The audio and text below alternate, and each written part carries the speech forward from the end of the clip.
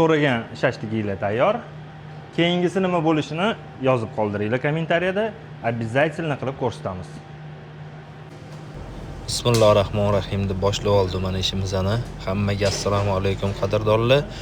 Bugun bizada tovudan qiyma va lo'la shashlik qilamiz. Ikki xil shashlik qilamiz. Ikki xil shashlik uchun bizga kerak bo'ladi tovuq bidrolari. Tovuq bidrolarini videoda ko'rsatilgandek mayda qilib kesib olamiz. Kesib, keyin bularni yaxshilab chopamiz. Mayda qilib chopamiz. Chopishi afzalliklari мясорубка qilgandan ko'ra мясорубкада go'shtimiz ezilib paxta bo'lib ketadi. Chopsak, go'shtimiz o'zini go'sht sifatini yo'qotmagan holatda chiroyli bo'lib pishadi, xudo xolisa. Mayda qilib chopib olamiz. Chopganimizdan keyin yaxshilab yoyganimizdan keyin mol pochka yog'ini solamiz. 1 kiloga 150 gram. Yaxshilab aralashtirib, yana chopamiz bir-biri bilan. Yaxshilab birikib ketishi kerak. Mana shu videoda ko'rsatilgandek qilib yaxshilab chopib olamiz. Chopganimizdan keyin 150 gram piyozni mana shu terkadan chiqarib, yer ichida chiqarasizlar, suvi chiqib ketmasin, bo'lmasam qiymamiz oqib ketishi mumkin. Shunaqa qilib yaxshilab chiqarganimizdan keyin piyozimizni ham qiymamizga yaxshilab aralashtirib, bitta yaxshilab chopib olamiz. Mana videoda ko'rsatilgandek aralashtirib, keyin chopqi bilan ustidan yaxshilab urib birlashtirib olamiz. Piyozini qancha mayda qilsanglar, shashlikda piyoz borligi bilinmay bo'lib yo'q bo'lib ketadi, lekin sochniy bo'lib chiqadi. Mana shunday qilib bir xil massa qilib olamiz. Bunga kashnit solamiz. Qora murch solamiz 1 gram, kashnit 2 gram solamiz, qora murch 1 gram solamiz. Maydalangan zira 2 gram solamiz va tuz solamiz.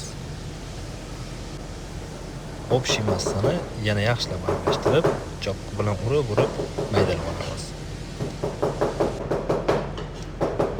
Mana videoda ko'rsatilgandek qilib aralashtirib, qarab ko'zimizni qisib qo'yamiz. Xo'p, bizda ikki xil shashlik bo'lgani uchun qiymamizni ikkiga ajratib olamiz. Yarmini lo'la qilamiz, yarmini turkcha kabob qilamiz.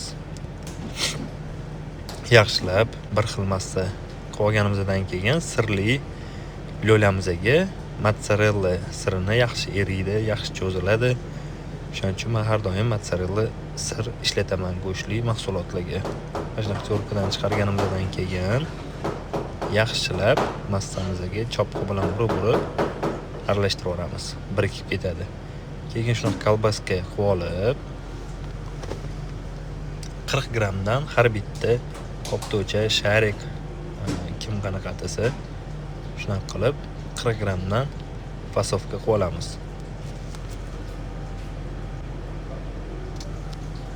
Tayyor bo'lgan shariklarni qo'limizni yog'laymiz, suvlamaymiz. Go'shtli qiymalarda suvlasak bo'ladi, lekin tovuqli qiymada bo'lmaydi. Go'shtli deganda mol go'shti, qo'y go'shtini nazarda tutdim. 40 gramdan uzib, qo'limizni yog'lab, shunaqa shariklar qilib olamiz. Tayyor bo'lgan shariklarni siximizga sixlaymiz. Mana videoda ko'rsatilgandek qilib sixlab, ustidan bosib qo'yamiz.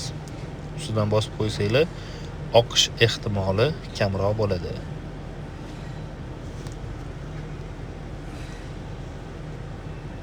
Sixga yaxshilab o'rnashib oladi. Xo'p, sizlar bilan endi turetskiy kabob qilamiz. Qiymamizni ikkinchi olib qo'ygan qiymamizni shunaqa yoyib olamiz. Yoyganimizdan keyin ustiga petrushkani baylarini o'zini yulib keyin garimdorini mana shunaqa to'g'rab, ustidan qizil paprika berib, yaxshilab yana chopib, qiymamiz bilan biriktiramiz. Og'izga yoqadigan, unaqa achchiq ham bo'lib ketmaydi. Og'izga yoqadigan achchiq, mazali turetskiy ham deyishadi bir xilda. Lekin buni o'zimiz o'ylab topgan shashliklarimiz juda ham mazali. Hozir mol go'shtlar juda ham qimmat, o'shaning uchun tovuqdan qilsanglar ham hamyonbop bo'ladi, ham mazali kabob bo'ladi. Kabobimizni sixga shunaqa kolbasa holatda o'rnatib olib, keyin barmoqlarimiz bilan bosib chiqib shakl beramiz. Mana videoda ko'rsatilgandek bosib shakl bersanglar chiroyli qiyma bo'lib chiqadi. Orqasini ham o'girib, orqasiga ham xuddi shunaqa shakl beramiz.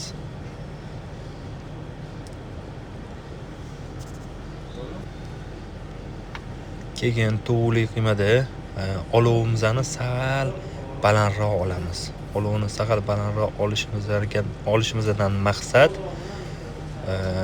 shashlikni ozgina qotirib olishimiz kerak. Bu ham oqib ketish xavfini oldini oladi. Mana shunaqa qilib qotirib olamiz sal balandroq cho'g'ida. Mana ko'rdinglar, mana shunaqa qilib ustlari qizarib, chiroyli bo'lib, sochli bo'lib chiqadi xudo xolisa shashligimiz. Shashlikga o'zingizlar xohlagan garnir, kartoshkami, guruchmi, mandi bilan yeyish yaxshi ko'raman. Basmati guruchlarda keyingi videolarda xudo xolisa basmatini ham, mandini qanaqa tayyorlashni ko'rsataman. Mana shashliklarimiz tayyor bo'lib chiqdi. Sochli bo'lib, mana lo'lalarimiz